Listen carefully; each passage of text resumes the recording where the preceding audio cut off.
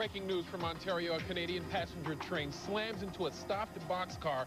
2 people are dead, about 100 are hurt. Good evening, I'm Robbie Timmon. And I'm Mark Hayes. The train was carrying about 180 passengers from Toronto from Windsor, to Toronto from Windsor. You saw pictures of the deadly derailment first on 7 this afternoon. It happened in the town of Thamesville, about 60 miles northeast of Detroit.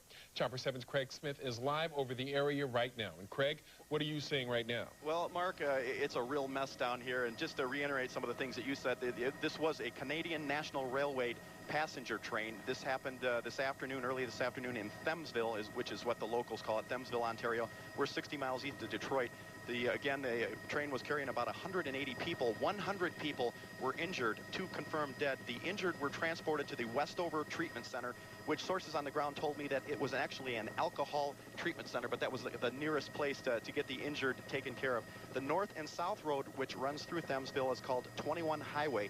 And just a little bit east of that is where the tracks go from 2 to 3 tracks. And also some sources on the ground told me that the train could have been going as fast as 70 miles an hour through this area of Thamesville. Just a little bit east of here, however, he said that the train could also get speeds up as high as 95 miles an hour.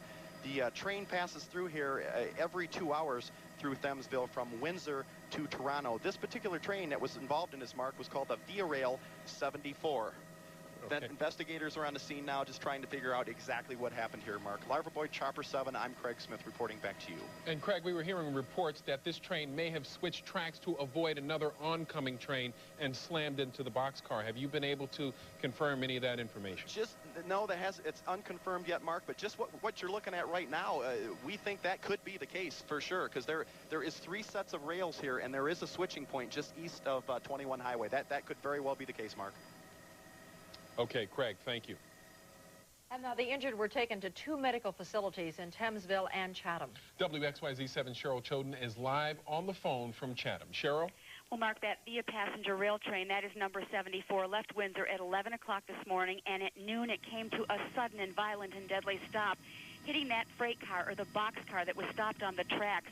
Now, witnesses report that the engineer was thrown from the train, and it is reported that 2 crew members, 2 people, did die in that crash.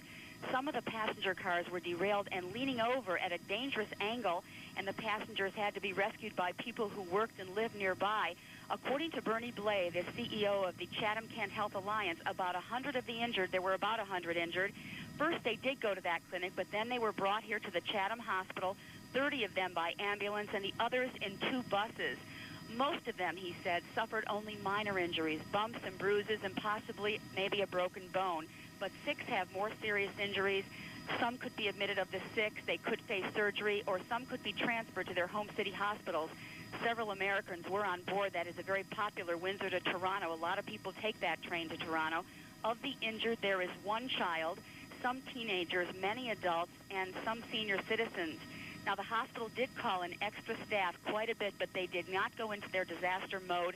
They said they did not feel it was necessary. Again, 100 people, 100 people from the 183 on board were brought here to the hospital in Chatham. Most suffered minor injuries. Some have already gone home. 6 more serious injuries, and they are still being assessed. Some could be admitted. Some could face surgery. A terrible scene, 2 people dead. It was a tragedy, but the hospital officials say that considering the tragedy, they're fortunate not more people were suffering serious injuries. Back to you. Okay, thank you very much, Cheryl. And as Craig Smith reported, this is a very popular route for Detroiters who take the weekend trips to Toronto from Windsor. This passenger train runs through here just about every 2 hours. Today's crash has many families concerned about their loved ones, and WXYZ-7's Kimberly Craig picks up our Team 7 coverage live from the train station in Windsor. Kimberly? Well, Robbie, as you can imagine, this is a very tense time for a lot of family. Hours ago, they came here to say goodbye to their loved ones, and they've now returned, trying to get some answers and trying to find out what's happened to them. My heart's going 200 miles an hour, and I've had just different emotions because, one, you hear there's no injuries and you're relieved, and then you hear their fatalities, and all of a sudden you're totally concerned again. And I guess what happens is that until you see or hear from your loved one, you're not relieved. So Ray Hebert gave his daughter Shelley Brimner the day off. They worked together at his photography studio. She was heading on to Toronto for a shopping weekend with friends. His daughter is married with 3 children, and for hours they wondered if their mother was okay. Other folks from Michigan had friends on the train heading to Toronto to see the Phantom of the Opera when the crash happened. So you have about how many friends on that train that derailed? 15. What are you thinking right now? Well, at first when we thought there were fatalities and serious injuries, of course our hearts, thoughts, prayers were all with everybody on the train. And now that we hear it might not be quite as serious, of course our thoughts and prayers are still with them, but we're relieved. Apparently the hospital told this lady that if someone like me called back in an hour, they'd be able to tell whether my daughter was there or what. But up to now, I've not heard from anybody. Now, there have been a number of people that have been stranded here hoping to get to Toronto. They have moved buses in here to the Windsor station, hoping to get those folks on to their destinations. And we do have some good news to share with you right now. We have talked to Mr. Hebert just a short while ago. He and his family, they are very relieved right now. They have heard that his daughter is doing okay. She apparently is in the hospital, and she apparently has some back injuries, but right now he is just thankful that she's alive. Robbie, back to you. Okay, thank you, Kimberly. Now, if you know of someone on that train, Via Rail has hotlines that you can call for information.